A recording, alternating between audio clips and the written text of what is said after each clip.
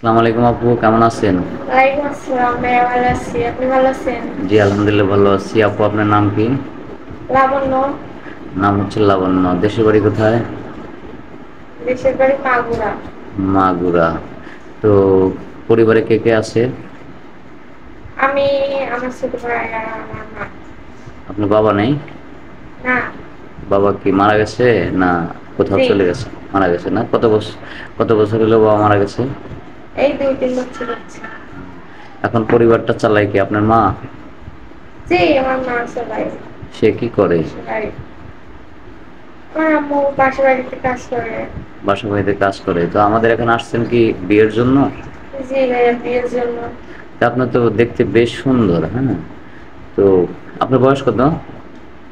এই 22 বছর বছর, হবে। আনুমানিক 22 বছর, তাই না? জি।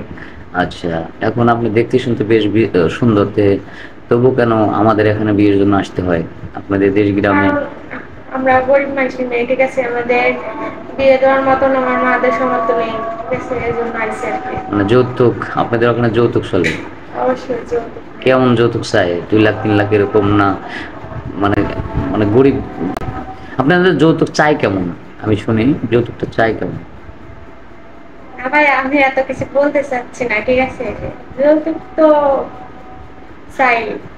যেমন আছে না, অনেক এলাকায় আছে যে সাওয়াল বিয়ে করতে আসলে মোটর সাইকেল চায়, গলার চেন চায়, হ্যাঁ, তারপরে হচ্ছে ফোন চায়, আইফোন চায়, মানে বিভিন্ন। আমার আপনাদের বিয়ে দেওয়ার ওখানে কি এরকম? মতন আমার মার এত সামর্থ্য নেই, ঠিক আছে, কোনো কিছু দিতে পারবে না।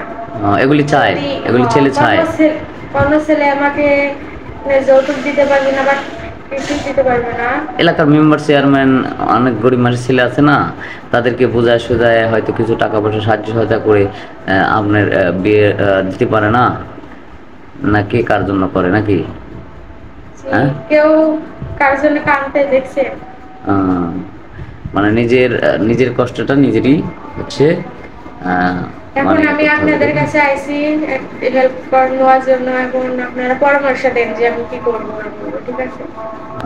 পরামর্শ বলতে আমার এখানে ধরেন এই যে আপনি বিজ্ঞাপনটা নিলাম, আমার দিকে তাকিয়ে কথা বলেন।